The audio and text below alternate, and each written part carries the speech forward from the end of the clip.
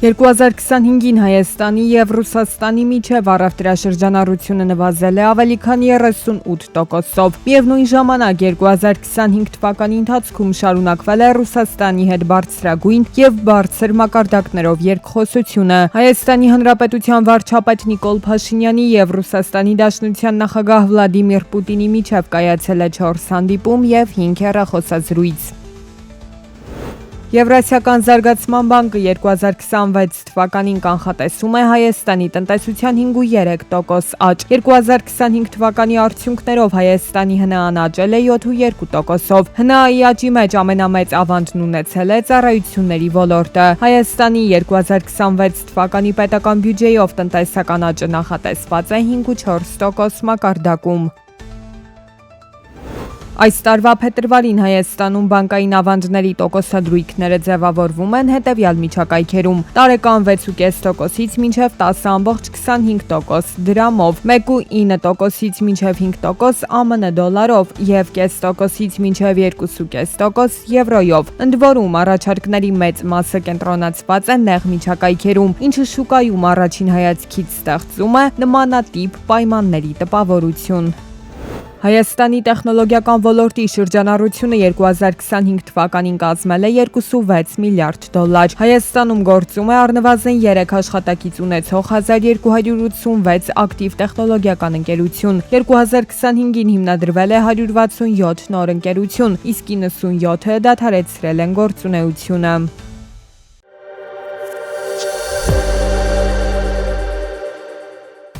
Արժույթի միջազգային հիմնադրամը հաստատել է Ուկրաինային 4 տարվա ընթացքում 8.1 միլիարդ դոլարի վարկ տրամադրելը։ Այս գումարից 1.5 միլիարդ դոլարը Կիևը կստանա անմիջապես։ Ուկրաինայից հայտարարել են, որ հիմնադրամի կողմից հատկացված միջոցները կօգտագործվեն բյուջեի դեֆիցիտի ֆինանսավորման և մակրոֆինանսական կայունության ապահովման համար։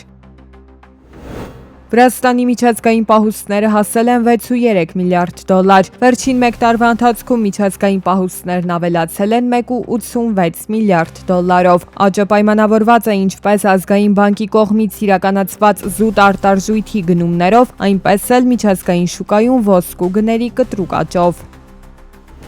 Instagram-ը կսկսի ծնողներին ծանուցել, եթե նրանց դեռահաս երեխաները կարճ ժամանակահատվածում բազմիցս որոնեն ինքնասպանության կամ կանխամտածված ինքնավնասմանն առնչվող բովանդակություն։ Առաջիկա շաբաթներին համակարգը կգործարկվի Միացյալ Նահանգներում, Մեծ Բրիտանիայում, Ավստրալիայում և Կանադայում։ Ընկերությունը հայտնել է, որ ծանուցումները կսկսեն գործել նաև այլ տարածաշրջաններում 2025 թվականի վերջին։ Netflix-ը հրաժարվել է Warner Brothers Discovery-ին ձեռք բերելու գործարքից, որը կնքվել էր 2025 թվականի դեկտեմբերին։ Warner Brothers Discovery-ին Paramount-ի առաջարկը համարել է առավել շահավետ։ Netflix-ը պատրաստ էր վճարել $27.75 մեկ բաժնետոմսի դիմաց։ Paramount-ը պատրաստակամություն էր հայտնել վճարել մինչև $31 մեկ բաժնետոմսի դիմաց։ Այդ սցենարի դեպքում գործարքի ընդհանուր արժեքը կարող է կազմել շուրջ $111 միլիարդ։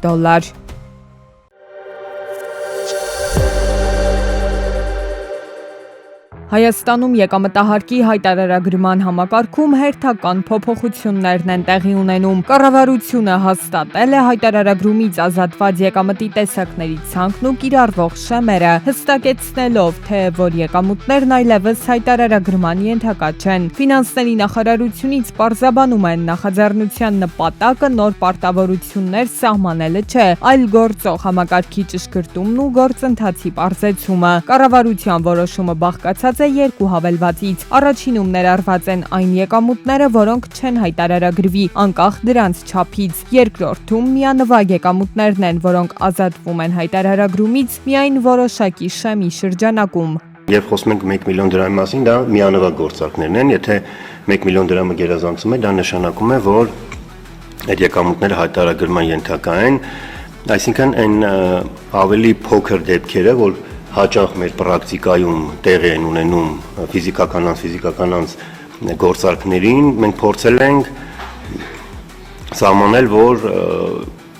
հայտարարագրման ենթակա չեն։ Առանց շեմի ազատվող եկամուտների թվում են վարկերից ստացված գումարները, պետական պարգևները, Հայաստանի ազգային հավաքականի կազմում միջազգային մրցումներում հաղթած մարզիկների եւ մարզիչների մրցանակային վճարումները, ինչպես նաեւ գործատուների կողմից առողջության ապահովագրության համար կատարվող վճարումները։ Նշված եկամուտները չեն դիտարկվի որպես հայտարարագրման ենթակա, անկախ դրանց չափից։ Մյուս խումբը վերաբերում է միանվագ եկամուտներին եւ այստեղ արդեն գործում են սահմանաչափեր։ Մեկ օրինակ բերեմ, էլի։ Եթե որևէ ոչ առևտրային կազմակերպությունից անձը ստացել է 500,000 դրամ, նույնիսկ մեկ ամսվա ընթացքում 3 անգամ, դա կարող է չհայտարարել, որովհետև մեկ անգամյա գործարքի արժեքը չի գերազանցել 1 միլիոն դրամը։ Բայց եթե օրինակ ամբողջ տարվա ընթացքում մեկ անգամյա գործարքով ստացված եկամուտները գերազանցել են 1 միլիոն դրամը, դա արդեն իսկ հայտարարագրման ենթակա է։ Նույն սկզբունքով մրցույթներում ստացված դրամական կամ նյութական մրցանակները չեն հայտարարագրվի, եթե դրանցից յուրաքանչյուրի արժեքը չի գերազանցում 50,000 դրամը։ Ոչ առևտրային կազմակերպություններից անվճար ստացված ակտիվները, աշխատանքներն ու ծառայությունները, ինչպես նաև ընտանիքի անդամ չհանդիսացող անձանցից ժառանգությամբ կամ նվիրատվությամբ ստացված գույքն ու միջոցները ազատվում են հայտարարագրումից մինչև 1 միլիոն դրամի սահմանում։ Չհարկվող եկամուտների մի մասը հայտարարման ենթակա է, անկախ շեմից եւ տեսակից, մի մասը հայտարարման ենթակա չէ, անկախ շեմից եւ եկամուտի տեսակներ շեմի սահմաններում, այսինքն պետք է նայել արդյոք այդ եկամուտը այս 3 խմբերի մեջ որտեղ է ներառված։ Համակարգում արդեն ներդրվել է նաև հայտարարագրերի ավտոմատ լրացման մեխանիզմը։ Եթե քաղաքացին ներկայացված տվյալներում փոփոխություն կատարելու անհրաժեշտություն չունի, նա պարտավոր չէ մուտք գործել համակարգ եւ հաստատել հայտարարագիրը։ Վերջնաժամկետից հետո այն համարվում է ներկայացված ավտոմատ կերպով։